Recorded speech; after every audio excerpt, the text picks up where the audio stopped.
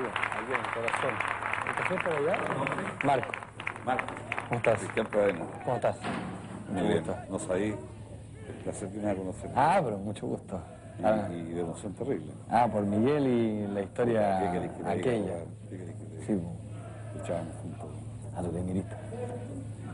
De toda la vida, hasta el día de hoy. A los 18 años lo dejé. ¿Ah, sí? ¿Y tú tenías? Ah, mucho. Hoy ya tengo 50, ¿verdad?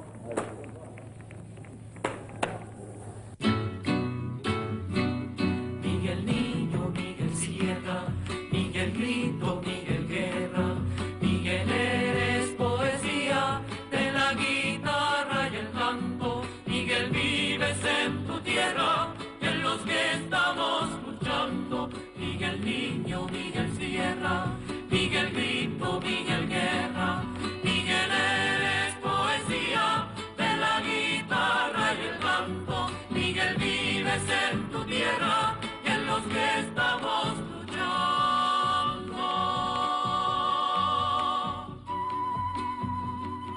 Miguel Enríquez es mi padre. En los años 70 era el dirigente de un movimiento revolucionario chileno. Era una suerte de Che Guevara un poco más austral. Sus seguidores aún le cantan con fervor en algunos gimnasios municipales, pero sus ideas ya no entusiasman.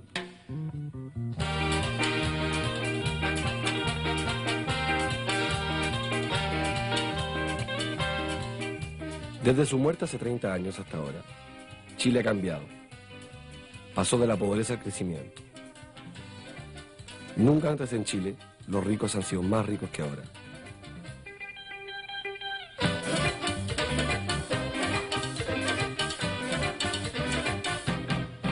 En cuanto a nosotros, los chilenos, no somos ni más suicidas ni más rebeldes que en su época, pero hemos perdido toda esperanza.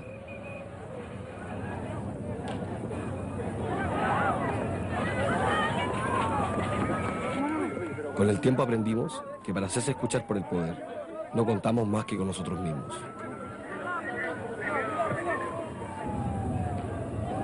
Señores, por favor, hay que sumar la plaza.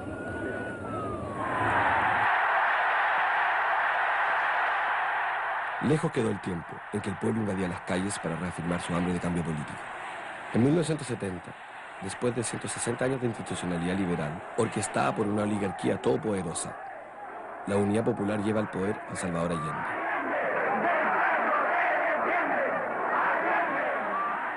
Un presidente socialista que por primera vez en la historia de Chile propone transformar la sociedad en profundidad con el fin de reducir las desigualdades. A pesar de la hostilidad del gobierno americano y de los círculos industriales y financieros del país, Allende despliega un coraje a toda prueba para implementar su programa de gobierno. Su gobierno pone bajo el control del Estado a la compañía de teléfonos, las minas de cobre, la industria azucarera y todas las empresas estratégicas.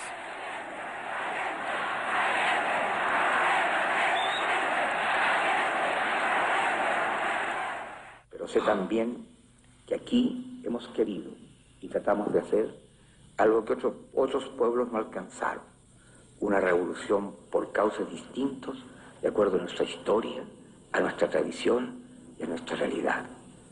Espero que todos seamos capaces de escribir una página más para señalar que Chile tiene su propia voluntad creadora y su noble decisión de hacer cada vez más grande la patria.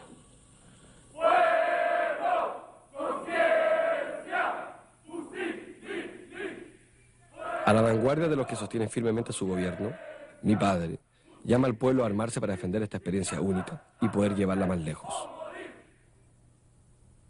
Mi herencia está de alguna manera ahí dentro, en esa combatividad, en esa audacia. Se oye un solo grito que resuena en las fábricas, fundos, poblaciones y liceos, en los cuarteles del pueblo.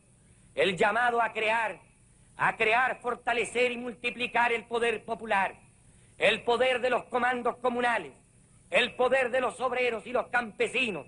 Los revolucionarios y los trabajadores deben de inmediato extender las tomas de fábricas y fundos, multiplicar las tareas de defensa, impulsar el poder popular como gobierno local autónomo de los poderes del Estado. El 11 de septiembre del 73 marca el final del sueño. Apoyado por las fuerzas reaccionarias, el general Pinochet se toma el poder mediante un golpe de Estado. Mientras que Miguel, junto a otros, lucha en las calles de Santiago, la Junta Militar destruye el Palacio de la Moneda, símbolo de la República y de la Revolución. En octubre de 1974, luego de horas de enfrentamiento y rodeado de cientos de policías y soldados, Miguel es finalmente vencido. Desde ese día, Miguel es una leyenda, un héroe mítico, una cierta idea de la izquierda. Hoy, quienes fueron héroes junto a él, parecen estar fatigados. Quizás Miguel me ayude a entender por qué. ¿No es extraño que tú mismo que encabezaste esta revolución seas parte de la oligarquía? No conozco a ningún hombre de fortuna que milite en el MIR, ni siquiera que esté relacionado con hombres de fortuna. Segundo, sí conozco a algunos ex estudiantes que en este instante son dirigentes del MIR. Tercero, no defino a los hombres por la desgracia o gracia de quien son hijos, sino que definimos a los hombres nosotros por la actividad que realmente realizan. Si no fuera así, Ernesto Guevara fue médico, Fidel Castro era hijo de terrateniente, etcétera, etcétera. La historia de las revoluciones y de los procesos populares y de cualquier movimiento de masas establece que en muchas oportunidades se encontrarán hombres que abandonan su extracción de clase y se ponen al servicio de otras cuestiones. Fundamentalmente lo que un hombre lo define en este instante, de si está en el campo de la revolución o no, es al servicio de qué coloca sus tareas y su actividad. Contemporáneos de Miguel están nuevamente en los negocios y en el poder, el cual comparten con el indestructible general y sus numerosos partidarios.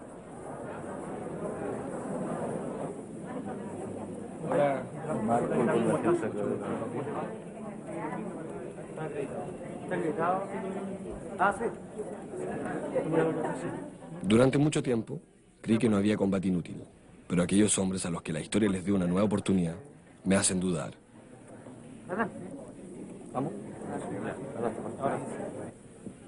El 9 de julio del 2002, Pinochet anuncia mediante mensaje leído en el Congreso su renuncia al cargo de senador vitalicio, a cambio de la impunidad para los crímenes cometidos durante la dictadura.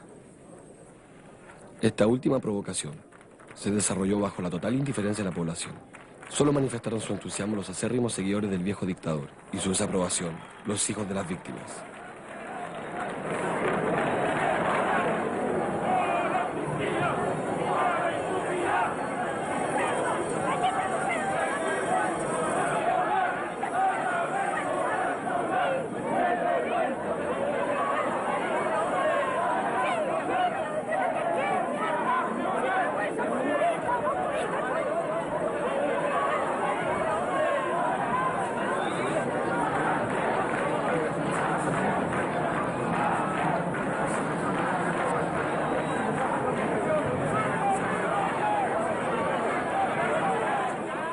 Ese día fui el blanco de los insultos de ambos bandos, de las víctimas por no haber tomado el lugar de mi padre y de los pinochetistas porque a través mío sienten todavía su presencia.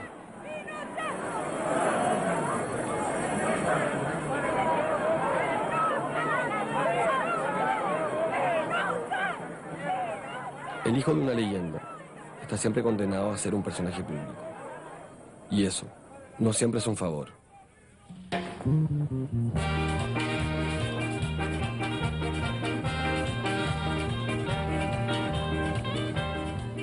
A esos hombres que alguna vez compartieron los sueños de Miguel y Allende, quiero abordarlos, pero acercarse a ellos no es tan fácil.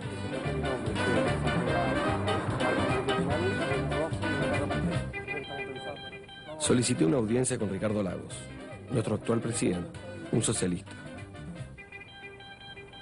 Me responden que no puede acceder a mi solicitud, pero que tomará una decisión lo antes posible.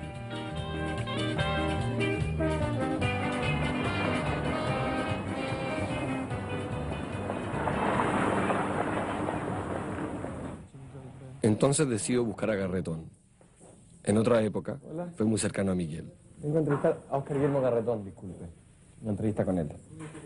En 1970, subsecretario de Economía, gestiona las políticas más explosivas del gobierno de Allende. La expropiación de las empresas más importantes del país, la expulsión de los capitales americanos y la nacionalización de las telecomunicaciones. Hoy es un empresario.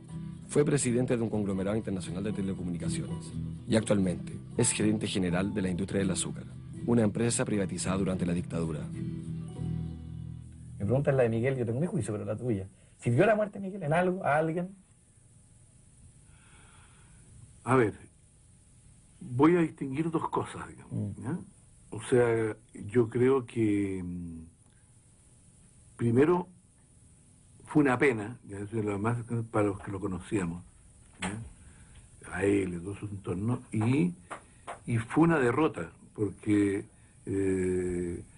matarlo fue una victoria de la dictadura en ese momento. En ese sentido, lo vivimos todos como derrota, aunque no tuviéramos acuerdo, no creyéramos mucho en su camino. Mirado desde más lejos, ¿ya? Yo tengo ahí un problema más profundo que una discusión que no era del tiempo de Miguel, una discusión mía posterior, ¿no? Y es que yo creo que las formas de lucha hacen también al fondo. Yo tengo la impresión que el problema de la lucha armada no es solamente el problema de su viabilidad, que es un problema de la racionalidad de usarla o no usarla, ¿ya? Sino que tengo la impresión que incluso en la victoria, ¿ya? Crean sociedades que a mí no me gustan, ¿ya? Se trata, compañeros, que los dirigentes sindicales nuestros tomen esa tarea como una tarea prioritaria de ellos, que se conecten compañeros de otras empresas, que en sus sindicatos planteen a los otros dirigentes la necesidad de vincularse con los compañeros de la otra cuadra, con los compañeros de más allá. Y así, compañeros, vamos construyendo esa fuerza popular que es la base para avanzar, que es la muralla para detener los intentos de la reacción. Garretón olvida que la resistencia armada que mi padre pregonaba en esa época era una respuesta a la barbarie del régimen, que hiciera que tanto Miguel como él fueran los opositores más buscados del país. Garretón, él, se salvó. De regreso de su exilio, después de 14 años de ausencia, lo toman preso por sus declaraciones de juventud. Desde entonces, se retractó públicamente pidiendo perdón por sus confusiones revolucionarias. Su dogmatismo de antaño lo destila hoy de otra manera. El pueblo hoy día no es el proletario de la fábrica haciendo un movimiento brusco, es un gallo que su aspiración de vida a lo mejor es ser un pequeño artesano, un microempresario, y que tiene un auto, ¿no? Y televisión con cable, ¿no? Y que le gusta el Quique Morandé, aunque no le gusta a los socialistas. Pero los pueblos son así, con buenos y malos, con hediondos, chicos, guatones, grandes, ¿ya? Inteligentes, tontos, ¿ya? Esa es la realidad del pueblo.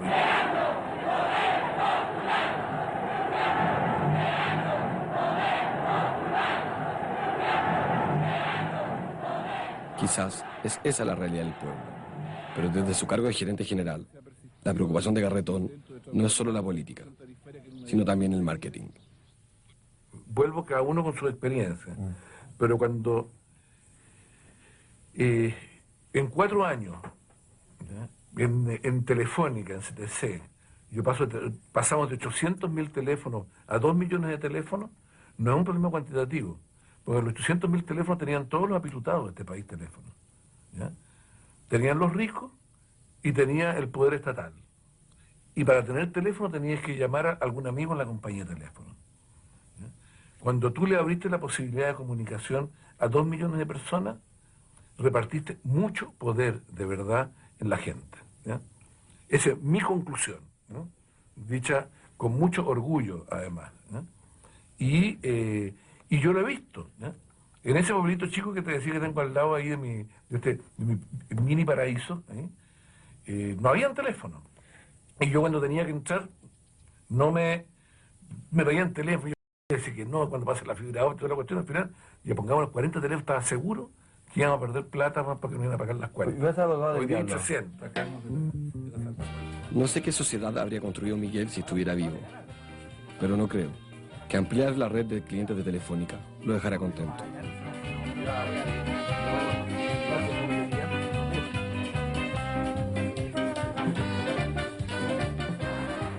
Con el transcurso de los años, mis tomas de posición me han hecho reconocible. Nadie se libera de una evidencia de 30 años de historia. Se presenta mucho, es muy bueno para presentarse, pero resulta que Recoleta no hay vereda. Hace falta que tapen los hoyos Recoleta. La crema. Yo voté por él, pero lamentablemente está muy solucionado, porque actúa mucho, pero no aparece en el barrio donde se necesita.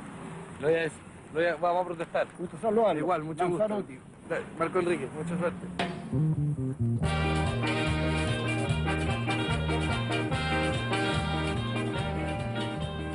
Como el presidente intercaló en su agenda una entrevista a propósito del amor que tiene por su perro, opino que es justo que yo obtenga los mismos derechos que el perro labrador. Así que insisto en la entrevista. Me responden nuevamente que hay que esperar, que el presidente no ha tomado aún una determinación, por falta de tiempo.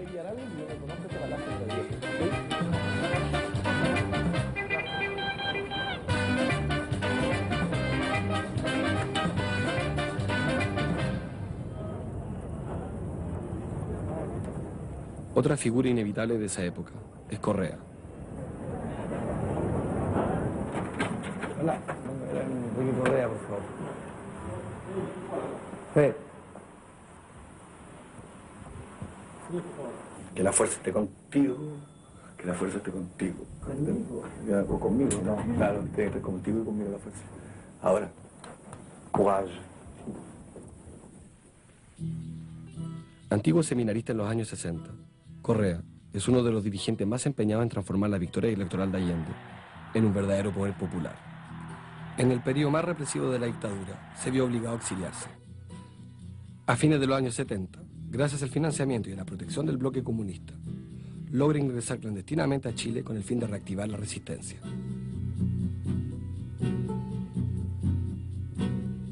Todavía es un hombre de poder, pero al servicio de los grandes conglomerados industriales del país. La mayoría en manos de los seguidores de Pinochet. ¿Tú estás dispuesto a morir el año 70? Sí, claro, naturalmente. Naturalmente. Por mis ideas revolucionarias. Te subrayo, por mis ideas revolucionarias. ¿Sí? Creo que en los 60 estábamos dispuestos a morir por ideas. Creo que en los 80 estuvimos dispuestos a morir por un valor supremo que es la libertad. Y por eso asumimos todos los riesgos luchando contra la dictadura. Contra la dictadura. Pero estamos en una vida normal, no. La política no es algo por lo que se pueda morir en la vida normal. Sería anormal. Morir por algo, sí, probablemente de amor, a lo mejor. Sí, a lo mejor sí. Podría ser. Estaba en un lugar muy expectante. Era el segundo hombre de mi partido, el MAPU. Y todo se terminó. Y creo que... y eso nos obligó a llevar una vida durante 17 años en que construíamos y deshacíamos casas. Hubo años en los que muchos de nosotros no tuvimos nada que pudiéramos llamar propio. Entonces eso te genera un desapego, te genera una cierta distancia respecto de lo que tienes, desde los bienes materiales hasta el poder, y es más sano, creo yo. El poder no es algo propio, el poder no es algo que toque tu piel. El poder tiene que ver con tu oficio. Tu piel tiene que ver con otras cosas, que nada tienen que ver con el poder. Uno al entrar a su casa o a su vida personal, debe dejar el poder afuera, así como uno deja el abrigo en el perchero y volver a ser otro. De eso estoy muy convencido. ¿Eso te lo enseñó la vida o la derrota política? La derrota política.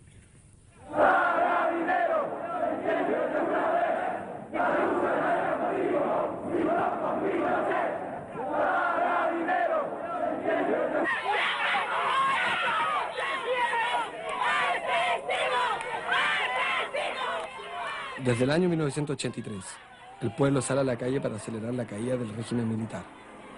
Miles de chilenos se exponen y se arriesgan. Hasta que en 1988, a causa de la presión popular, Pinochet llama a un plebiscito. Vamos a entrar a una nueva etapa del gobierno.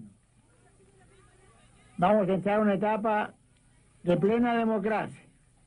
Eso no significa, como creen algunos, ni insultos, ni embustes, ni falacias o mentiras, nada de eso. Significa seguir trabajando en libertad como lo hemos hecho hasta el día de hoy. Lo único que aparece ahora es el Congreso y todos los demás poderes se mantienen, porque el Ejecutivo se mantiene el Judicial, que no ha sido tocado jamás, porque un país sin justicia es un país que no tiene destino. A pesar de su discurso renovado, Pinochet es desaprobado por un 55% de los electores. Pero la Constitución que él dictara le permite mantenerse como presidente de la República durante 18 meses más. Salir de la dictadura es la urgencia del país. Y es principalmente Correa quien, en nombre de una oposición triunfante, implementa la transición política necesaria para el restablecimiento de la democracia. A cambio de las garantías que permiten la elección del presidente Elwin en 1989, Correa, entre otros, negocia la mantención de la mayoría de los artículos constitucionales a favor de Pinochet y sus colaboradores, entre los cuales la impunidad judicial. Yo estoy convencido que la política es parte del reino de la razón y no de la pasión. La razón es la que domina en la política, la pasión y los sentimientos son los que dominan la vida íntima. Y por tanto, si bien cada uno de nosotros es una persona integrada, sin embargo, el esfuerzo racional es el que permite la política. Si la política estuviera interferida, me refiero a los líderes políticos, estuviera interferida por las pasiones, por los dolores, por los recuerdos, por los traumas, por los desequilibrios de cada cual, el mundo sería ingobernable. Entonces pienso que hay que aplicar la pasión y toda la pasión en la vida íntima, personal, y la razón y toda la razón en la vida política.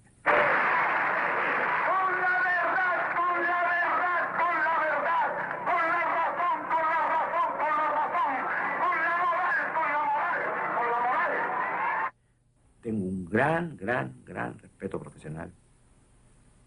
Gran respeto profesional, incluso afecto profesional. Por mucha gente de derecha con la que trabajo cotidianamente, admiración profesional. Pero mi mundo social y mi mundo cultural es distinto al de ellos. Hoy en día, adulado por la derecha por su moderación, vuelca su razón y toda su razón, esta vez como lobista en beneficio de sus antiguos enemigos, utilizando su red social de izquierda.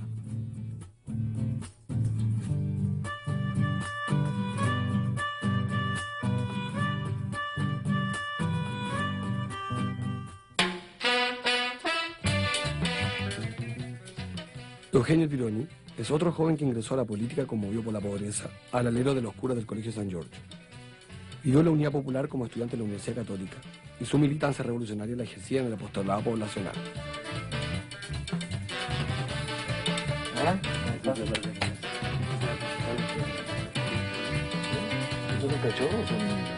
El golpe lo convirtió en un comisario político y en un militante duro para coordinar la resistencia.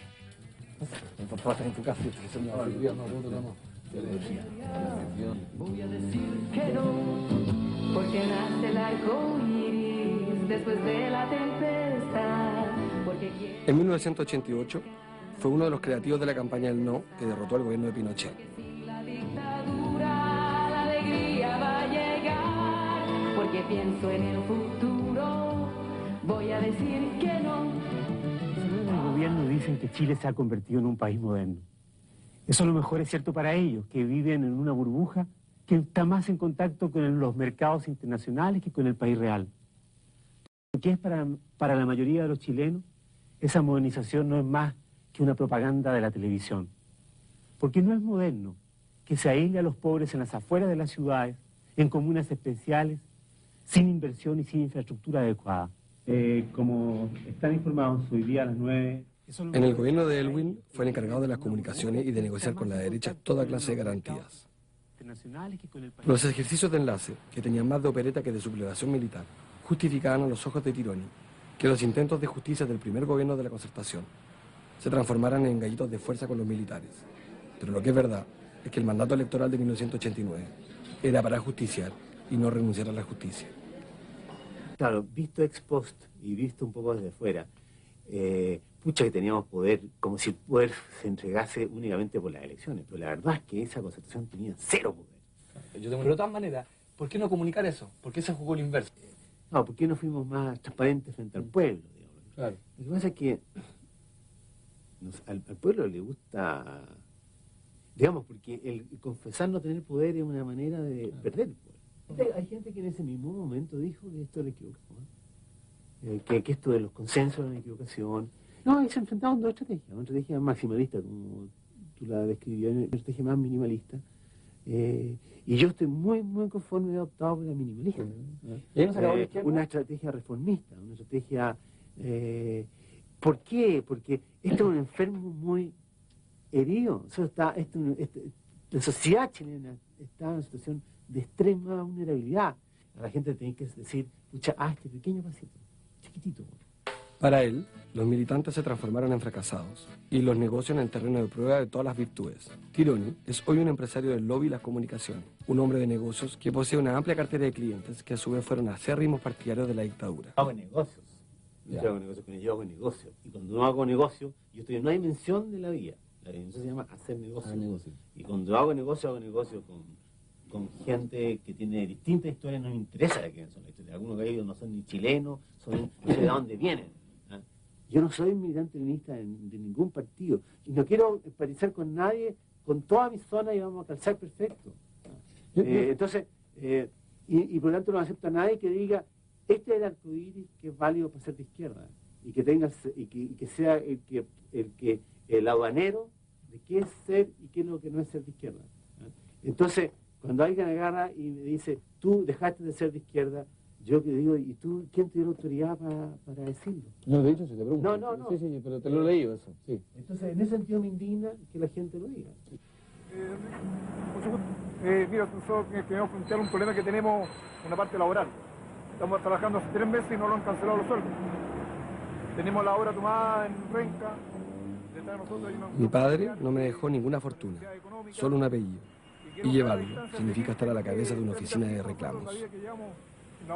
En un país donde el derecho a huelga no existe, puede ser incómodo. ¿Qué necesitan? ¿Qué están cesantes? No, cesantes estamos con contrato. que ¿cachai? No, por la tele les tiren mierda a los, que les duela a los... Y yo les tiré mierda a los empresarios. Por el nombre de la empresa se llama García Hugo Pelaire. ¿Cómo se llama ya? García Hugo Pelaire. ¿Cómo se llama? García Hugo Pelaire. Anótalo.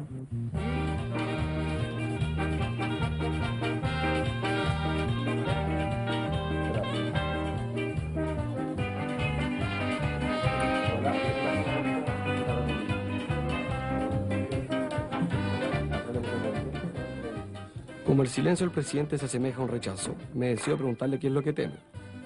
¿Cuál es esa pregunta tan peligrosa que a sus ojos justifique el no recibirme? Por supuesto, esta vez tampoco hay respuesta.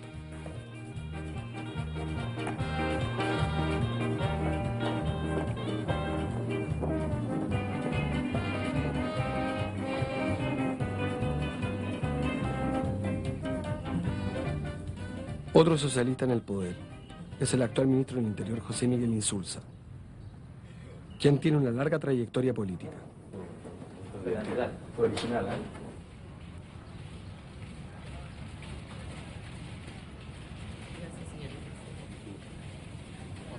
Bien.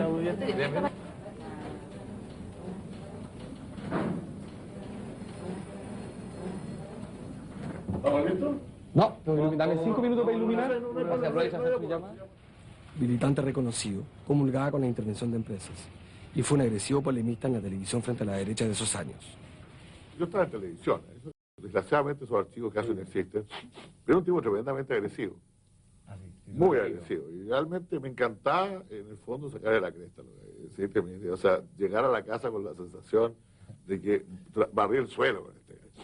Mi hermano era un tipo completamente político, pero que me miraba con gran atención y siempre me decía lo mismo, bueno, le ganaste otra discusión y ¿qué? ¿De qué te sirvió ganar otra discusión, viejo, si la cosa no va por la vida de las discusiones racionales? Esto se va poniendo cada vez más mal y va a terminar muy mal. No se me olvida eso. No se me olvida eso. O sea, uno tiene que... O sea, yo creo que la gente en general disfruta con una buena pelea, pero al valora más los acuerdos y las buenas relaciones que las buenas peleas. Señor presidente de la Cámara de Diputados. Insulza fue también ministro en el gobierno de Frei. Los nuevos tiempos prometían el fin de la transición y se creyó que con la salida de Pinochet de la comandancia en jefe del ejército, esto se realizaba.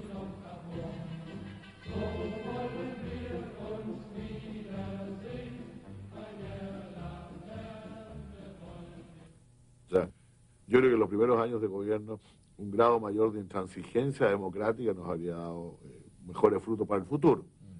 Hay que comprender que también en ese momento sí que todo el mundo en el país quería acuerdos, quería que la gente se entendiera bien, se podía conseguir lo que se consiguió. Que no me guste mucho recordar que la gente se andaba dando la mano con Pinochet, codeando con Pinochet y todo lo demás. Bueno, yo no creo no haber hecho nunca eso. Pero una vez estábamos, no recuerdo en la casa de quién, conversando sobre ese tema, con José Antonio Viragallo, con otra gente, y de pronto se armó la típica discusión entre socialistas de ¿tú saludarías a Pinochet o no? Yo pensaba que no tendría ninguna oportunidad de hacerlo. Me bandericé con aquellos que decían que, bueno, si aparecía en alguna ceremonia oficial o algo por el estilo, no podía decir que no tenía que saludar. Entonces, de todo esto, Viragallo mantenía silencio. Era presidente de la Cámara de Diputados. Y de pronto levantó la mano y con esa gracia que tiene, dijo, yo besaba a la Lucía. Entonces, yo en ese momento le dije, la verdad es que no me parece aceptable. La verdad es que me parece como mucho. Bueno, varios años después, yo fui invitado al Ministerio de Defensa a una exposición sobre campos de hielo. Estábamos todos ahí a punto de sentarnos cuando de pronto se abre la puerta y entra la Lucía. Pero no la señora, la hija de señor Pinochet. Y recorrió toda la mesa saludando a la gente, entonces yo me sentí esa noche obligado a llamar a José Antonio por teléfono. Y le dije, José Antonio, besé a la Lucía. Te tengo que pedir disculpas. Insulza no solo besó a la Lucía, fue más lejos. Llegó hasta Londres a rescatar a Pinochet, ante la mirada desafiante de las izquierdas del mundo.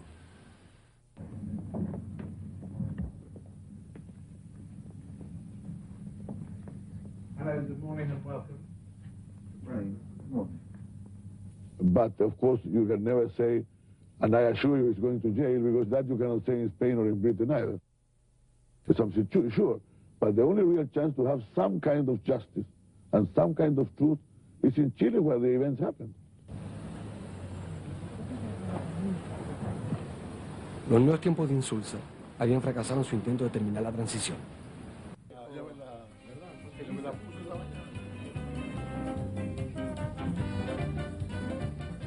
Después de los hombres de acción, quiero encontrarme con un intelectual.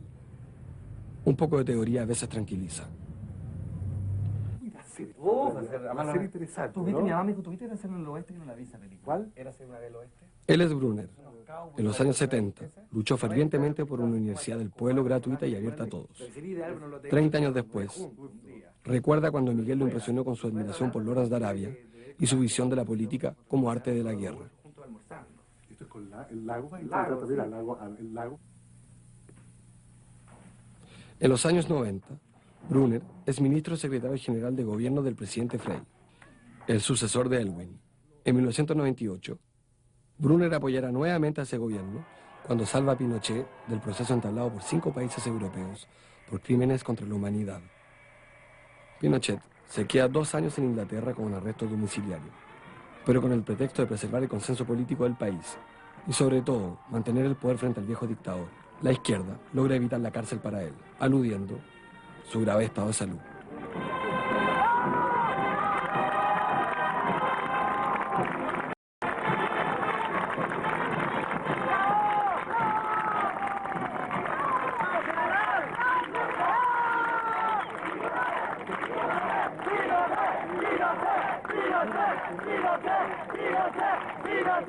O sea, me parece raro, digamos, cuando uno supone que podría haber una sociedad que no quiera convivir con sus contradicciones.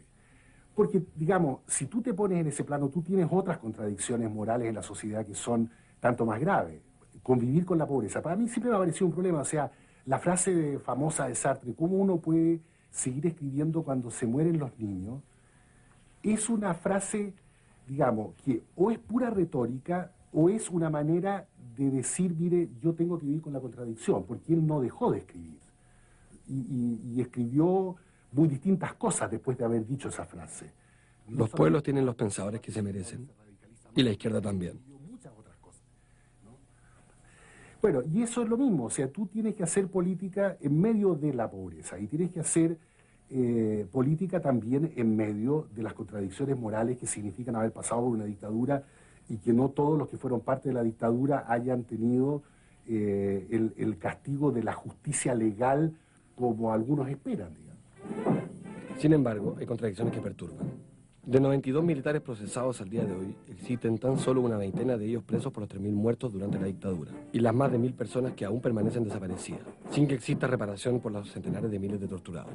La mayoría de los jueces en ejercicio son todavía los nombrados por Pinochet. El aborto está prohibido y todavía no tenemos derecho a divorciarnos. Las Fuerzas Armadas son autónomas, ellas nombran a su comandante en jefe, y son ellas la única garante de la Constitución. Desde hace 30 años, el país está bajo tutela. Y a pesar de que Pinochet no está a la cabeza del gobierno, la derecha sigue imponiendo su visión de mundo y su concepción moral de la sociedad chilena.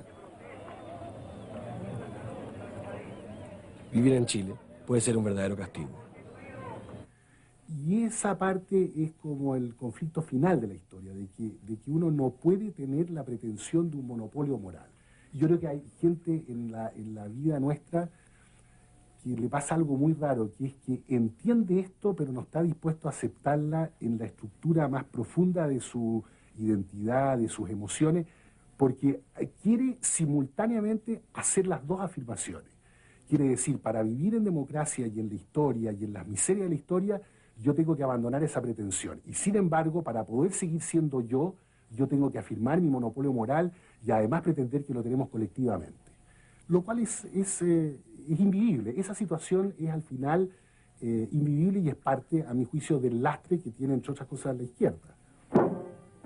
En enero del año 2000, elegimos a un socialista como presidente, Ricardo Lagos. Brunner parece olvidar que, desde hace años, la izquierda gana las elecciones no solo con sus ideas, sino que recurriendo a su ya tradicional monopolio de la moral, su pasado de víctima, para derrotar a la derecha.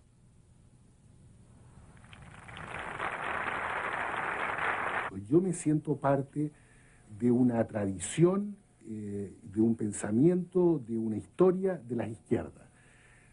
Pero acto seguido estoy dispuesto a decir que me parece que esa historia y ese ciclo se agotaron y hay que cerrarlo de la mejor manera posible. Y si por alguna razón, digamos, alguien me pregunta, bueno, pero tú sigues siendo de izquierda o no, obviamente que diré que sí, porque me parece que recurro legítimamente a un signo de mi identidad histórica. Hoy Brunner ha elegido hacer clases en las facultades más caras, las más elitistas y las más reaccionarias, las mismas donde la derecha difunde sus valores y transmite sus miedos. En la historia yo tengo miedo, tendría miedo, son medios abstractos, pero el miedo, por ejemplo, a terminar en una insignificancia total de la sociedad chilena. Hay una frase feroz de Fernando Enrique Cardoso, todavía como sociólogo antes de que fuera presidente, dice, el riesgo de los países en América Latina en realidad es que si no logran asociarse a la revolución contemporánea, la llama así nomás, pero está hablando de la revolución de la globalización, de los mercados, de la competitividad, es que van a perder incluso interés como objeto de explotación.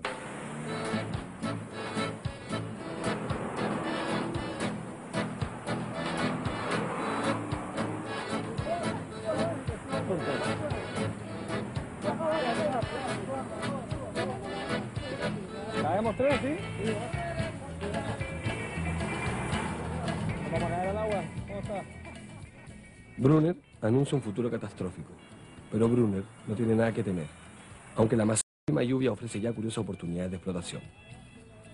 Así, cada uno participa ya en ese famoso nuevo orden mundial, esté o no consciente de ser explotado.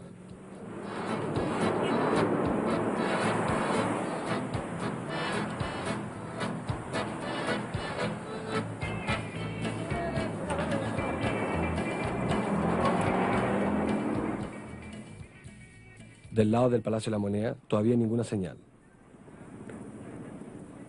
Al fin y al cabo, en esta izquierda chilena, con Lagos en la cocina, los invitados son siempre los mismos. Cada uno participa a su manera en la comida. Algunos hacen karaoke como los seguidores de Miguel, y otros comen de pie junto a sus antiguos enemigos.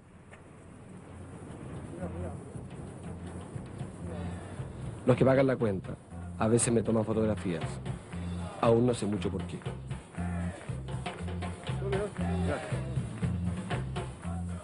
Pero en mi familia rechazan la comida. Dicen pertenecer a una izquierda completamente distinta a la de Brunner, Insulza, Tironi, Correa y Garretón.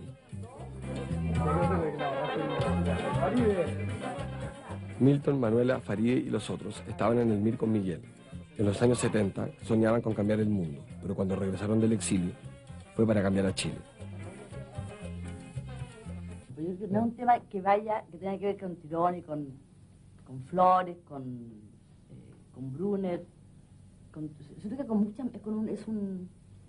es un segmento de una izquierda que en algún minuto dejó de ser izquierda y que fue seducida por este concepto de lo políticamente posible, ¿no? Sobre todo en el escenario del comienzo de la transición. ¿Qué será eso? ¿Ah? Y es decir, no estoy de acuerdo con esto y por lo tanto no soy cooptada por esto. Eso ya es algo. Ahora, por supuesto que es poco. Pero por supuesto, pero es mucho más también. Es recuperar, además, de la perspectiva una lucha histórica. Pero déjame que termine. Me parece que también es un estado de ánimo. Por supuesto que sí. También es una forma de ser.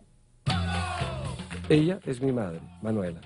Igual que sus vecinos de mesa, critica a Correa, Garretón, Brunner y los demás. Construyeron una estrategia a partir de la idea de que estábamos absolutamente derrotados y que lo que más podíamos pedirle a la vuelta a la democracia era estar vivos. Y que el resto era excesivo. Aún votan por la izquierda, pero nadie los invita a cenar. Hacer el debate, vas con la cámara. Oye, vas con la cámara y nos da el mismo tiempo, la misma tranquilidad, el mismo contexto, ordenado, serio, con libros a nuestra oficina y conversamos y ya por el tema, ¿no es cierto? Esa es una y cuando quiera. Hablar de la izquierda en familia, en Chile, como en cualquier parte, siempre termina mal. Sí, yo me dejé seducir. Entonces, corta la cámara, apaga la cámara.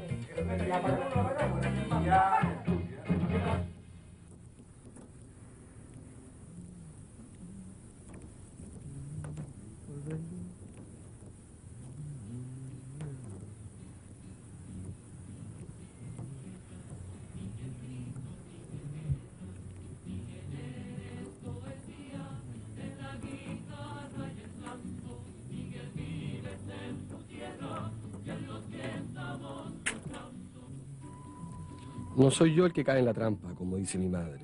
Eres quizás tú, Miguel, el que caíste en la trampa en esta historia. Tú que pusiste en juego tu vida por un ideal. Te embarcaste en una revolución generosa y te encontraste solo frente al enemigo, sin medir su fuerza. Pero hay otros también que han caído en la trampa. Aquellos que representan al pueblo en nombre de la izquierda. Aquellos que imaginan corregir las injusticias de una sociedad heredada de la dictadura, a pesar del escaso margen de maniobra que tiene. En el mismo Congreso, donde ocupan escaños senadores nombrados y financiados por Pinochet, los cuales impiden toda reforma. A propósito, uno de los más poderosos senadores socialistas es Carlos Ominami, mi padre. Fue quien me crió, formó y quien finalmente me adoptó. En los años 70 fue uno de tus más valientes militantes. Él también quería construir una sociedad revolucionaria en total oposición al modelo capitalista. Después del golpe de Estado, fue retenido en una embajada durante un año esperando salir mientras su padre era salvajemente torturado. Como muchos otros, se exilió en Francia, donde estuvo 10 años.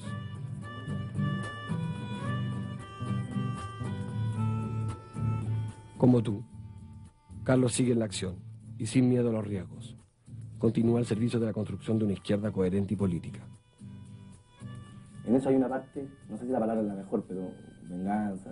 ¿Qué hace uno con sea, cuando uno está en el poder hoy en día. Yo creo que esto ha sido un proceso donde uno va pasando por distintas etapas. Yo efectivamente tuve mucho miedo.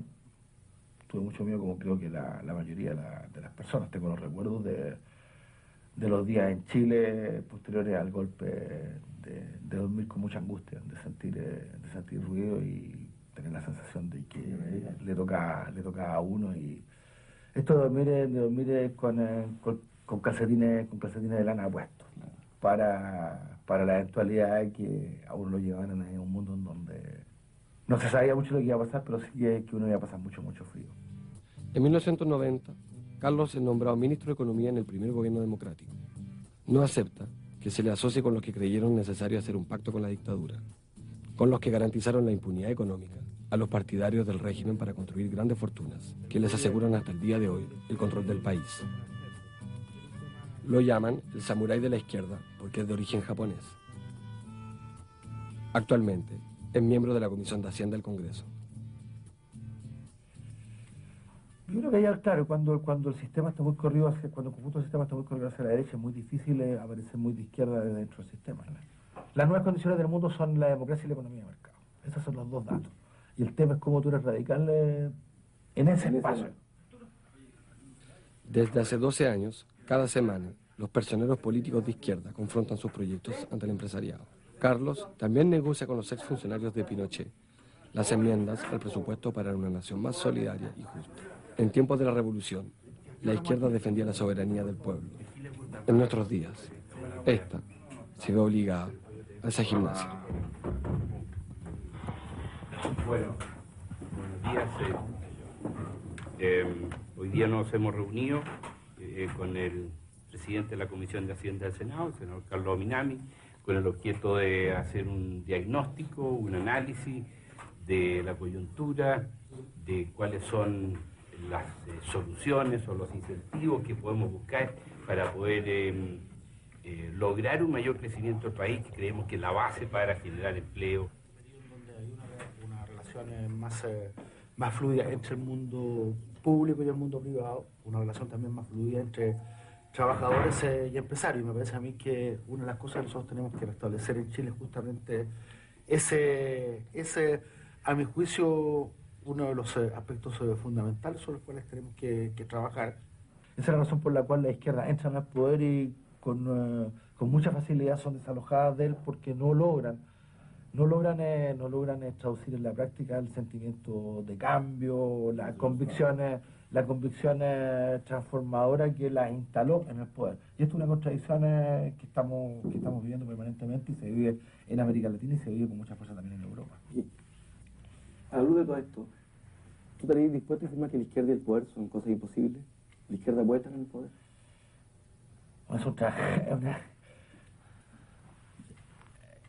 Yo lo planteo de otra manera. Yo creo que una izquierda que por el miedo a contaminarse, por el miedo al desgaste, renuncia al poder, es también una izquierda que se condena a la esterilidad, una izquierda puramente testimonial. Juega un cierto papel, pero su influencia va a ser siempre muy limitada, porque finalmente, si tú no eres capaz de hacerte cargo en la realidad de las cosas, de tus convicciones, siempre va a haber sospecha respecto de la solidez de tus convicciones. Entonces, yo no creo que puedan existir izquierdas fuertes, poderosas, que renuncien de antemano a la opción de gobernar. De ti, Miguel, aprendí la rebeldía. De Carlos, la tenacidad. De nuevo, la fuerza está conmigo. La moneda, buenos días. Hola, buenos días. ¿Oficina Ricardo Lago?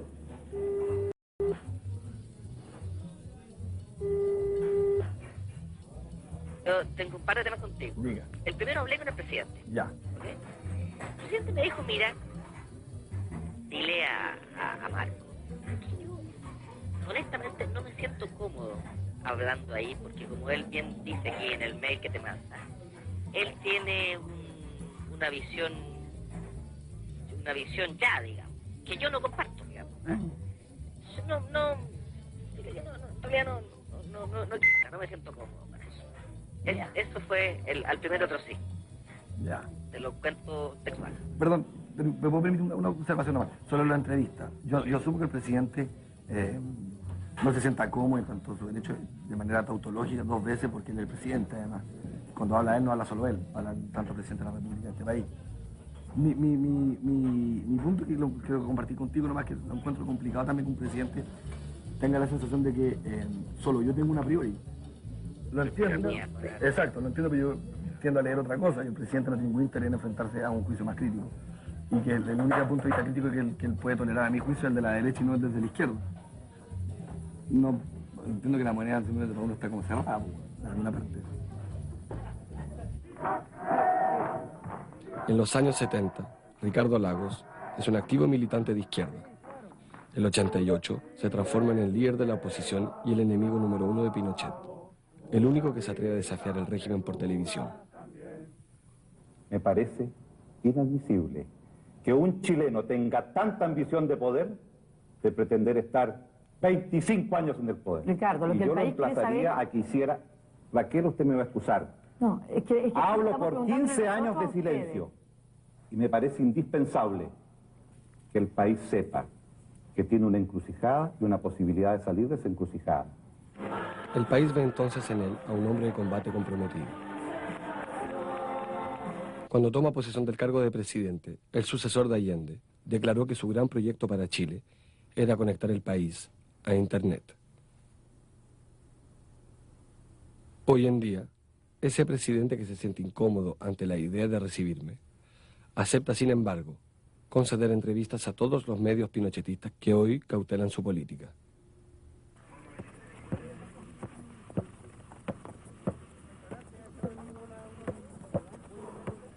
Después de una revolución abortada, 17 años de dictadura, más una década de democracia imperfecta, es más que posible que la izquierda haya llegado al poder cansada. Todos esos héroes que tú conociste se transformaron en esclavos de la eficiencia sin reparar en los costos.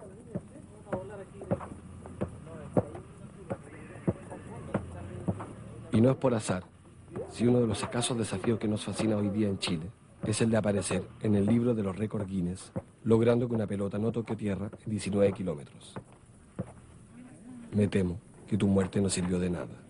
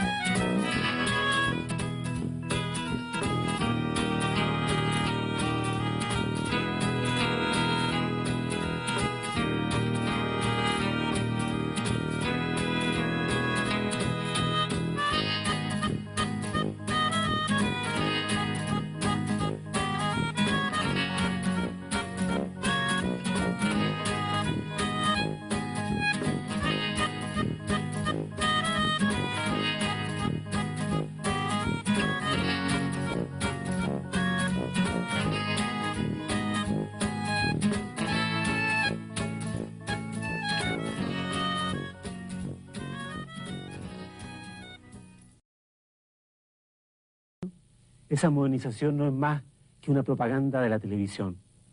Porque no es moderno que se aísle a los pobres en las afueras de las ciudades, en comunas especiales, sin inversión y sin infraestructura adecuada. Como están informados, hoy día a las 9... En el gobierno de Elwin fue el encargado de las comunicaciones y de negociar con la derecha toda clase de garantías. Los ejercicios de enlace, que tenían más de opereta que de sublevación militar, justificaban a los ojos de Tironi que los intentos de justicia del primer gobierno de la Concertación se transformaran en gallitos de fuerza con los militares. Pero lo que es verdad es que el mandato electoral de 1989 era para justiciar y no renunciar a la justicia. Claro, visto ex post y visto un poco desde fuera, pucha que teníamos poder, como si el poder se entregase únicamente por las elecciones, pero la verdad es que esa Concertación tenía cero poder. Pero de todas maneras, ¿por qué no comunicar eso? ¿Por qué se jugó el inverso? No, ¿por qué no fuimos más transparentes frente al pueblo? Digamos? Claro. Lo que pasa es que al pueblo le gusta, digamos, porque el confesar no tener poder es una manera de perder el poder. Hay gente que en ese mismo momento dijo que esto era equivocado, que esto de los consensos era una equivocación. No, y se enfrentaban dos estrategias, una estrategia maximalista, como tú la describías, una estrategia más minimalista. Y yo estoy muy conforme y adoptado por la minimalista. Una estrategia reformista, una estrategia... ¿Por qué? Porque esto es un enfermo muy herido. O sea, la sociedad chilena está en una situación de extrema vulnerabilidad. La gente tiene que decir, escucha, este pequeño pasito, chiquitito. Para él, los militantes se transformaron en fracasados y los negocios en el terreno de prueba de todas las virtudes. Tironi es hoy un empresario del lobby y las comunicaciones, un hombre de negocios que posee una amplia cartera de clientes que a su vez fueron acérrimos partidarios de la dictadura. Hago negocios. Yo hago negocios con ellos, yo hago negocios. Y cuando no hago negocio, yo estoy en una dimensión de la vida. La dimensión se llama hacer negocios. Y cuando hago negocio con gente que tiene distintas historias, no me interesa de quién son las historias. Algunos de ellos no son ni chilenos, no sé de dónde vienen. Yo no soy militante leninista de ningún partido. Y no quiero empatizar con nadie, con toda mi zona y vamos a calzar perfecto. Entonces, y por lo tanto no acepta a nadie que diga, este es el arcoíris que es válido para ser de izquierda. Y que tenga, y que sea el aduanero de qué es ser y qué es lo que no es ser de izquierda. Entonces, cuando alguien agarra y me dice, tú dejaste de ser de izquierda, yo que digo, ¿y tú quién te dio la autoridad para decirlo? No, de hecho se te pregunta. No. Sí, pero te lo he leído eso, sí. Entonces, en ese sentido me indigna que la gente lo diga. Mira, nosotros tenemos que plantear un problema que tenemos una parte laboral. Estamos trabajando hace 3 meses y no lo han cancelado los sueldos. Tenemos la obra tomada en Renca.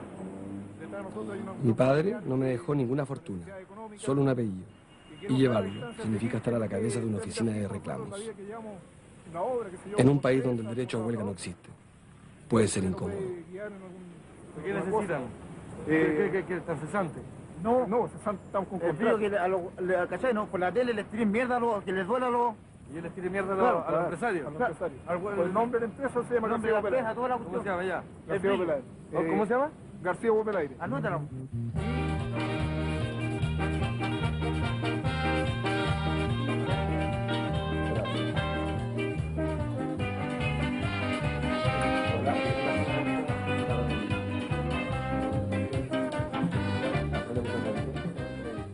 Como el silencio del presidente se asemeja a un rechazo, me decido preguntarle qué es lo que teme. ¿Cuál es esa pregunta tan peligrosa que a sus ojos justifica el no recibirme? Por supuesto, esta vez tampoco hay respuesta.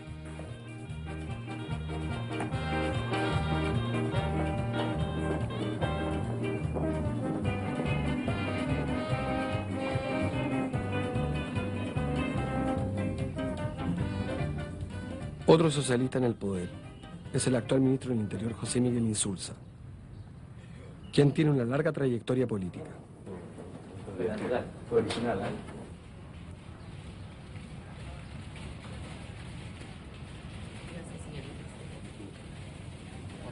¿Bien? Muy bien. Bien.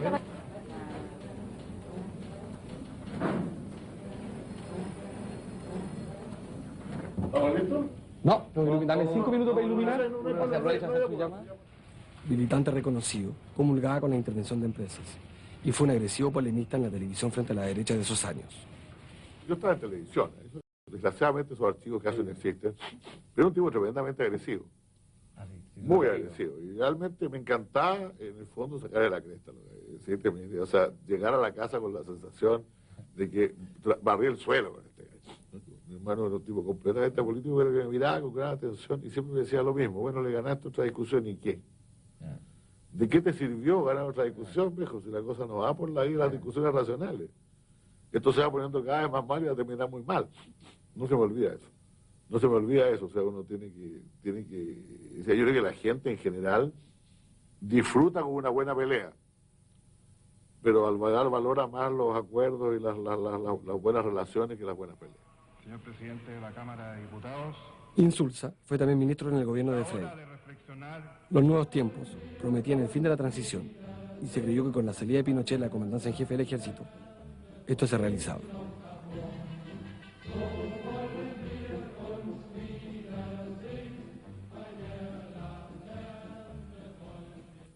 O sea, yo creo que en los primeros años de gobierno un grado mayor de intransigencia democrática nos habría dado mejores frutos para el futuro. Hay que comprender que también en ese momento sí que todo el mundo en el país quería acuerdos, quería que la gente se entendiera bien, se podía conseguir lo que se consiguió. Que no me guste mucho recordar que la gente se andaba dando la mano con Pinochet, codeando con Pinochet y todo lo demás. Bueno, yo creo que no haber hecho nunca eso. Pero una vez estábamos, no recuerdo en la casa de quién, conversando sobre ese tema, con José Antonio Viragallo y con otra gente, y de pronto se armó la típica discusión entre socialistas de ¿tú saludarías a Pinochet o no? Yo pensaba que no tendría ninguna oportunidad de hacerlo. Me bandericé con aquellos que decían que, bueno, si aparecía en alguna ceremonia oficial o algo por el estilo, no podía decir que no tenía que saludar.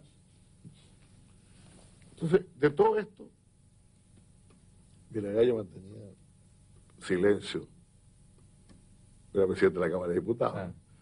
Y de pronto levantó la mano y con esa gracia que tiene, yo besaba a la Lucía. Entonces, yo en ese momento le dije, la verdad es que no me parece aceptable. La verdad es que parece como mucho. Bueno, varios años después, yo fui invitado al Ministerio de Defensa a una exposición sobre campos de hielo. Estábamos todos ahí a punto de sentarnos cuando de pronto se abre la puerta y entra la Lucía. Pero no la señora, la hija del señor Pinochet. Y recorrió toda la mesa saludando a la gente, entonces yo me sentí esa noche obligado a llamar a José Antonio por teléfono. Y le dije, José Antonio, besé a la Lucía. Te tengo que pedir disculpas. Insulza no solo besó a la Lucía, fue más lejos. Llegó hasta Londres a rescatar a Pinochet, ante la mirada desafiante de las izquierdas del mundo.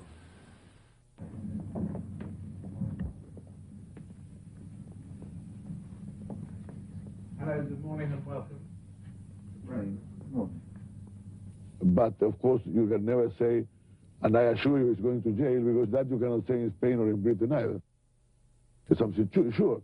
But the only real chance to have some kind of justice and some kind of truth is in Chile, where the events happened. Los nuevos tiempos de Insulza habían fracasado en su intento de terminar la transición.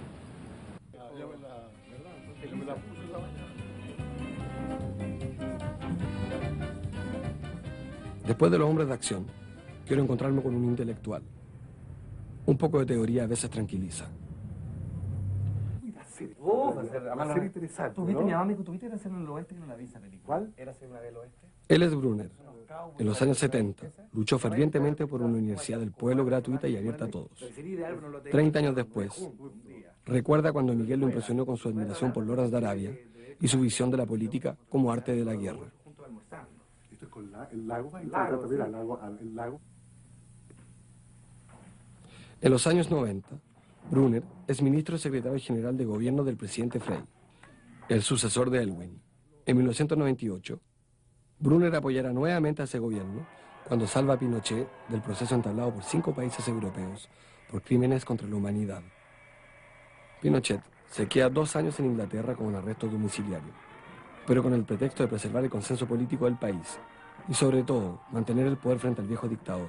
La izquierda logra evitar la cárcel para él, aludiendo su grave estado de salud.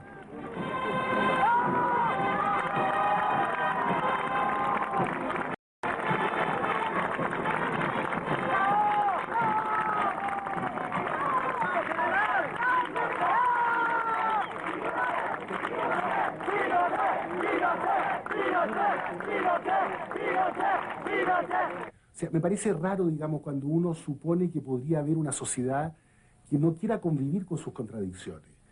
Porque, digamos, si tú te pones en ese plano, tú tienes otras contradicciones morales en la sociedad que son tanto más graves. Convivir con la pobreza. Para mí siempre me ha parecido un problema. O sea, la frase famosa de Sartre, ¿cómo uno puede seguir escribiendo cuando se mueren los niños? Es una frase, digamos, que o es pura retórica o es una manera de decir, mire, yo tengo que vivir con la contradicción, porque él no dejó de escribir. Y escribió muy distintas cosas después de haber dicho esa frase. Los pueblos tienen los pensadores que se merecen, y la izquierda también. Bueno, y eso es lo mismo, o sea, tú tienes que hacer política en medio de la pobreza, y tienes que hacer política también en medio de las contradicciones morales que significan haber pasado por una dictadura y que no todos los que fueron parte de la dictadura hayan tenido el castigo de la justicia legal como algunos esperan, digamos. Sin embargo, hay contradicciones que perturban. De 92 militares procesados al día de hoy, existen tan solo una veintena de ellos presos por los 3.000 muertos durante la dictadura, y las más de 1.000 personas que aún permanecen desaparecidas, sin que exista reparación por los centenares de miles de torturados. La mayoría de los jueces en ejercicio son todavía los nombrados por Pinochet. El aborto está prohibido y todavía no tenemos derecho a divorciarnos. Las Fuerzas Armadas son autónomas, ellas nombran a su comandante en jefe, y son ellas la única garante de la Constitución. Desde hace 30 años, el país está bajo tutela. Y a pesar de que Pinochet no está a la cabeza del gobierno, la derecha sigue imponiendo su visión de mundo y su concepción moral de la sociedad chilena. Vivir en Chile puede ser un verdadero castigo. Y esa parte es como el conflicto final de la historia, de que uno no puede tener la pretensión de un monopolio moral. Y yo creo que hay gente en la vida nuestra que le pasa algo muy raro, que es que entiende esto, pero no está dispuesto a aceptarla en la estructura más profunda de su identidad, de sus emociones, porque quiere simultáneamente hacer las dos afirmaciones. Quiere decir, para vivir en democracia y en la historia y en las miserias de la historia, yo tengo que abandonar esa pretensión. Y sin embargo, para poder seguir siendo yo tengo que afirmar mi monopolio moral y además pretender que lo tenemos colectivamente. Lo cual es invivible. Esa situación es al final invivible y es parte, a mi juicio, del lastre que tiene, entre otras cosas, la izquierda. En enero del año 2000, elegimos a un socialista como presidente, Ricardo Lagos. Brunner parece olvidar que, desde hace años, la izquierda gana las elecciones no solo con sus ideas, sino que recurriendo a su ya tradicional monopolio de la moral, su pasado de víctima, para derrotar a la derecha.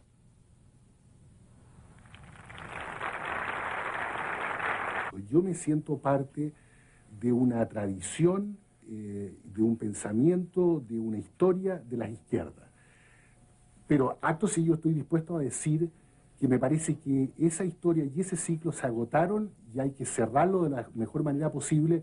Y si por alguna razón, digamos, alguien me pregunta, bueno, pero tú sigues siendo de izquierda o no, obviamente que diré que sí, porque me parece que recurro legítimamente a un signo de mi identidad histórica. Hoy Brunner ha elegido hacer clases en las facultades más caras, las más elitistas y las más reaccionarias, las mismas donde la derecha difunde sus valores y transmite sus miedos. En la historia yo tengo miedo, tendría miedo, son medios abstractos, pero el miedo, por ejemplo, a terminar en una insignificancia total de la sociedad chilena.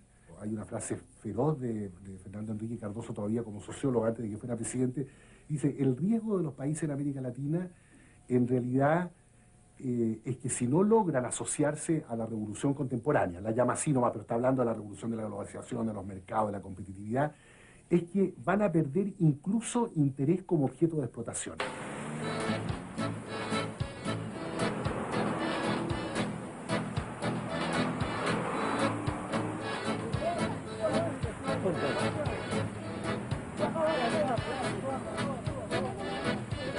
¿Caemos tres, sí? ¿Vamos a caer al agua? ¿Cómo está? Brunner anuncia un futuro catastrófico, pero Brunner no tiene nada que temer, aunque la máxima lluvia ofrece ya curiosas oportunidades de explotación. Así, cada uno participa ya en ese famoso nuevo orden mundial, esté o no consciente de ser explotado.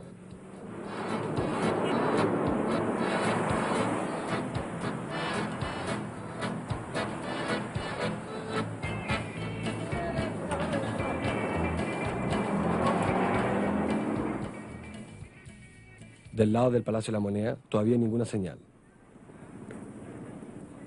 Al fin y al cabo, en esta izquierda chilena, con Lagos en la cocina, los invitados son siempre los mismos. Cada uno participa a su manera en la comida. Algunos hacen karaoke como los seguidores de Miguel y otros comen de pie junto a sus antiguos enemigos.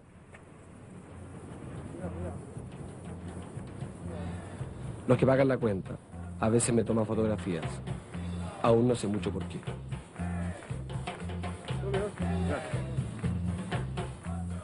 Pero en mi familia rechazan la comida. Dicen pertenecer a una izquierda completamente distinta a la de Brunner, Insulza, Tironi, Correa y Garretón. Milton, Manuela, Faride y los otros estaban en el MIR con Miguel. En los años 70 soñaban con cambiar el mundo, pero cuando regresaron del exilio fue para cambiar a Chile. No es un tema que tenga que ver con Tironi, con Flores, con Brunner. Yo creo que es un segmento de una izquierda que en algún minuto dejó de ser izquierda y que fue seducida por este concepto de lo políticamente posible, ¿no? Sobre todo en el escenario del comienzo de la transición. ¿Qué será eso? ¿Ah? Y es decir, no estoy de acuerdo con esto y por lo tanto no soy cooptada por esto. Eso ya es algo. Ahora, por supuesto que es poco. Pero por supuesto, pero es mucho más también. Es recuperar, además, es recuperar además de la perspectiva de tener una lucha histórica. Es como un estado de ánimo. Pero déjame que termine. Me parece que también es un estado de ánimo. Por supuesto que sí. También es una forma de ser.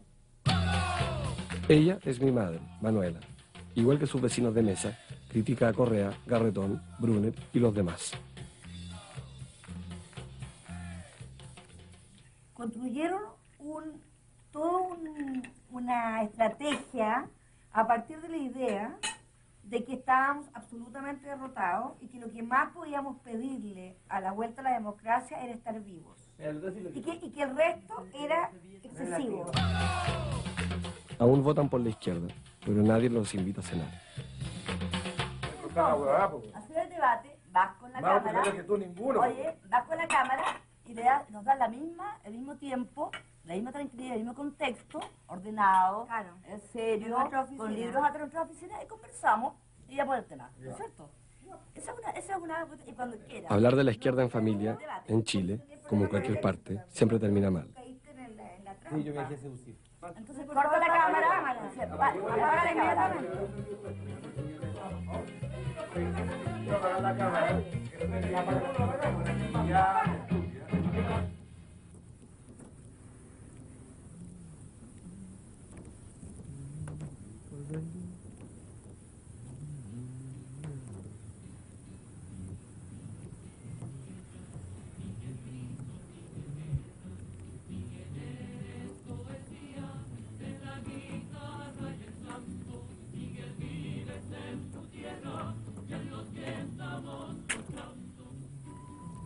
No soy yo el que cae en la trampa, como dice mi madre. Eres quizás tú, Miguel, el que caíste en la trampa en esta historia. Tú que pusiste en juego tu vida por un ideal. Te embarcaste en una revolución generosa y te encontraste solo frente al enemigo, sin medir su fuerza. Pero hay otros también que han caído en la trampa. Aquellos que representan al pueblo en nombre de la izquierda. Aquellos que imaginan corregir las injusticias de una sociedad heredada de la dictadura, a pesar del escaso margen de maniobra que tiene. En el mismo Congreso, donde ocupan escaños senadores nombrados y financiados por Pinochet, los cuales impiden toda reforma. A propósito, uno de los más poderosos senadores socialistas es Carlos Ominami, mi padre. Fue quien me crió, formó y quien finalmente me adoptó. En los años 70 fue uno de tus más valientes militantes. Él también quería construir una sociedad revolucionaria en total oposición al modelo capitalista. Después del golpe de Estado, fue retenido en una embajada durante un año esperando salir mientras su padre era salvajemente torturado. Como muchos otros, se exilió en Francia, donde estuvo 10 años.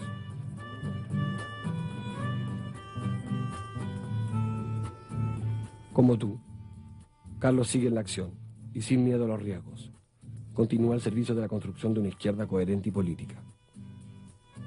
En eso hay una parte, no sé si la palabra es la mejor, pero venganza. ¿Qué hace uno con...? O sea, cuando uno está en el poder hoy en día... Yo creo que esto ha sido un proceso donde uno va pasando por distintas etapas. Yo efectivamente tuve mucho miedo. Tuve mucho miedo, como creo que la mayoría de las personas. Tengo los recuerdos de los días en Chile posteriores al golpe, de dormir con mucha angustia, de sentir ruido y tener la sensación de que le toca a uno. Y esto de dormir con calcetines de lana puestos, para la eventualidad de que a uno lo llevaran a un mundo en donde no se sabía mucho lo que iba a pasar, pero sí que uno iba a pasar mucho frío. En 1990, Carlos es nombrado ministro de Economía en el primer gobierno democrático. No acepta que se le asocie con los que creyeron necesario hacer un pacto con la dictadura, con los que garantizaron la impunidad económica a los partidarios del régimen para construir grandes fortunas, que les aseguran hasta el día de hoy el control del país. Lo llaman el samurái de la izquierda porque es de origen japonés. Actualmente es miembro de la Comisión de Hacienda del Congreso. Yo creo que ya, claro, cuando el sistema está muy corrido cuando el conjunto del sistema está muy corrido hacia la derecha, es muy difícil aparecer muy de izquierda dentro del sistema. Las nuevas condiciones del mundo son la democracia y la economía de mercado. Esos son los dos datos. Y el tema es cómo tú eres radical en ese espacio. Desde hace 12 años, cada semana, los personeros políticos de izquierda confrontan sus proyectos ante el empresariado. Carlos también negocia con los exfuncionarios de Pinochet las enmiendas al presupuesto para una nación más solidaria y justa. En tiempos de la revolución, la izquierda defendía la soberanía del pueblo. En nuestros días, esta se ve obligada a esa gimnasia. Bueno, buenos días. Hoy día nos hemos reunido con el presidente de la Comisión de Hacienda del Senado, el senador Carlos Ominami, con el objeto de hacer un diagnóstico, un análisis de la coyuntura, de cuáles son las soluciones o los incentivos que podemos buscar para poder lograr un mayor crecimiento del país, que creemos que es la base para generar empleo. Una relación más fluida entre el mundo público y el mundo privado, una relación también más fluida entre trabajadores y empresarios. Y me parece a mí que una de las cosas que nosotros tenemos que restablecer en Chile es justamente ese, a mi juicio, uno de los aspectos fundamentales sobre los cuales tenemos que trabajar. Esa es la razón por la cual la izquierda entra en el poder y con mucha facilidad son desalojadas de él, porque no logran traducir en la práctica el sentimiento de cambio, las convicciones transformadoras que las instaló en el poder. Y esto es una contradicción que estamos viviendo permanentemente, y se vive en América Latina y se vive con mucha fuerza también en Europa. A la luz de todo esto, ¿tú estarías dispuesto a afirmar que la izquierda y el poder son cosas imposibles? ¿La izquierda puede estar en el poder?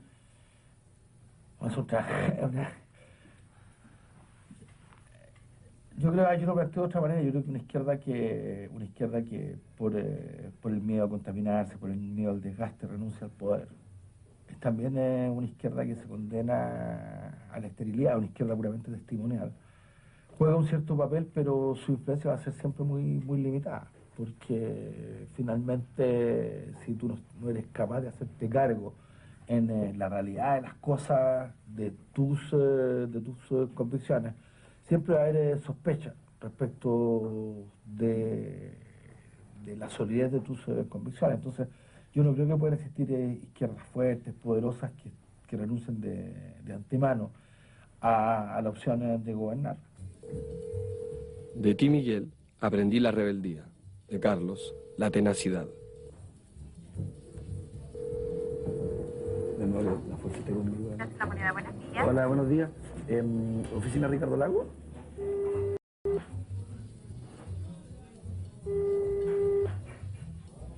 Yo tengo un par de temas contigo. Diga. El primero, hablé con el presidente. Ya. ¿Okay? El presidente me dijo, mira, dile a Marco que yo honestamente no me siento cómodo hablando ahí, porque como él bien dice aquí en el mail que te manda, él tiene una visión una visión ya, digamos, que yo no comparto, digamos. En realidad no me siento cómodo con eso. Eso fue al primero otro sí. Ya. Te lo cuento textual. Perdón, ¿me puedo permitir una observación nomás? Solo la entrevista. Yo asumo que el presidente no se sienta cómodo en tanto su derecho de manera tautológica 2 veces, porque él es el presidente, además. Cuando habla él, no habla solo él, habla tanto el presidente de la República de este país. Mi punto, que lo quiero compartir contigo, nomás que lo encuentro complicado también que un presidente tenga la sensación de que solo yo tengo una priori. Lo entiendo. Exacto, lo entiendo, pero yo tiendo a leer otra cosa, que el presidente no tiene ningún interés en enfrentarse a un juicio más crítico. Y que el único punto de vista crítico que él puede tolerar, a mi juicio, es el de la derecha y no el desde la izquierda. No, entiendo que la moneda en de todo uno está como cerrada, en alguna parte. En los años 70, Ricardo Lagos es un activo militante de izquierda. El 88 se transforma en el líder de la oposición y el enemigo número 1 de Pinochet, el único que se atreve a desafiar el régimen por televisión. Me parece inadmisible que un chileno tenga tanta ambición de poder de pretender estar 25 años en el poder. Ricardo, lo y que yo el lo país quiere emplazaría saber... a que hiciera... Raquel, usted me va a excusar. No, es que Hablo estamos por preguntándole 15 años de nosotros a ustedes. silencio. Y me parece indispensable que el país sepa que tiene una encrucijada y una posibilidad de salir de esa encrucijada. El país ve entonces en él a un hombre de combate comprometido. Cuando toma posesión del cargo de presidente, el sucesor de Allende declaró que su gran proyecto para Chile era conectar el país a Internet. Hoy en día, ese presidente que se siente incómodo ante la idea de recibirme, acepta, sin embargo, conceder entrevistas a todos los medios pinochetistas que hoy cautelan su política.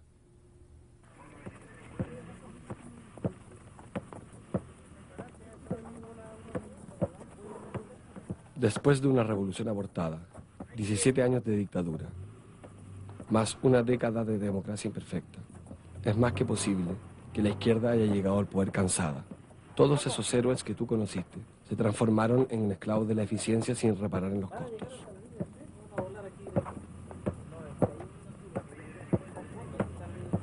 Y no es por azar si uno de los escasos desafíos que nos fascina hoy día en Chile es el de aparecer en el libro de los récords Guinness, logrando que una pelota no toque tierra en 19 kilómetros. Me temo que tu muerte no sirvió de nada.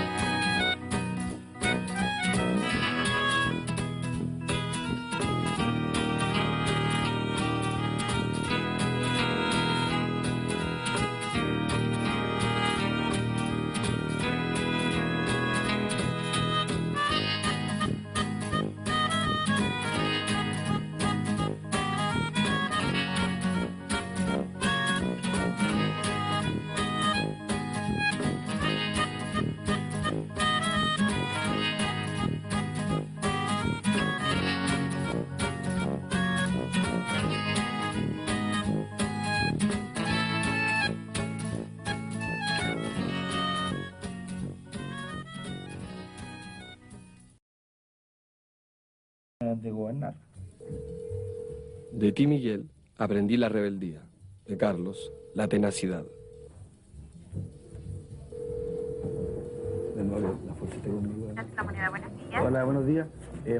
¿Oficina Ricardo Lago?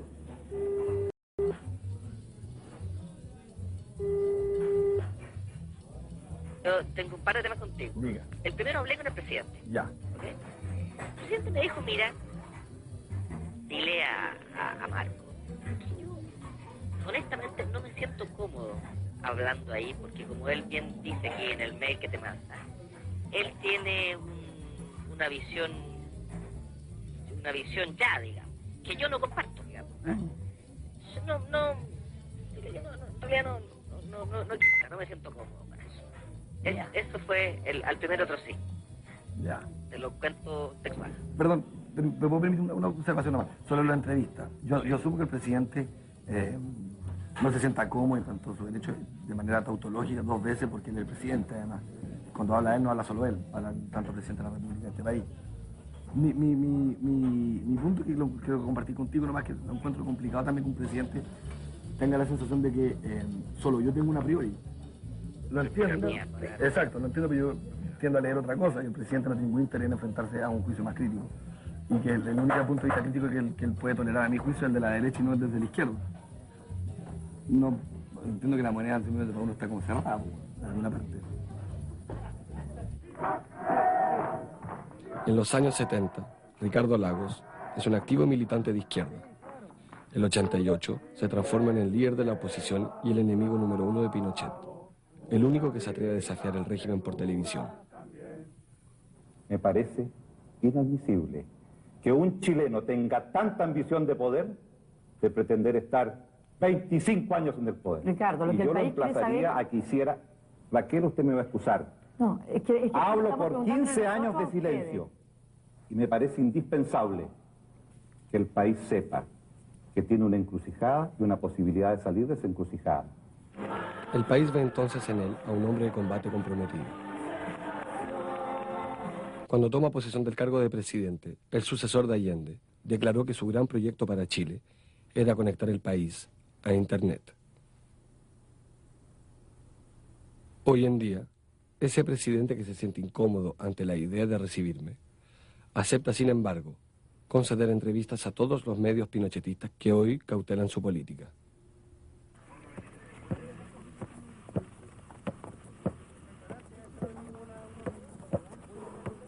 Después de una revolución abortada, 17 años de dictadura, más una década de democracia imperfecta, es más que posible que la izquierda haya llegado al poder cansada.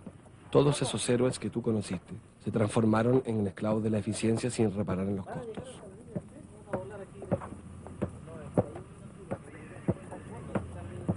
Y no es por azar si uno de los escasos desafíos que nos fascina hoy día en Chile es el de aparecer en el libro de los récords Guinness, logrando que una pelota no toque tierra en 19 kilómetros. Me temo que tu muerte no sirvió de nada.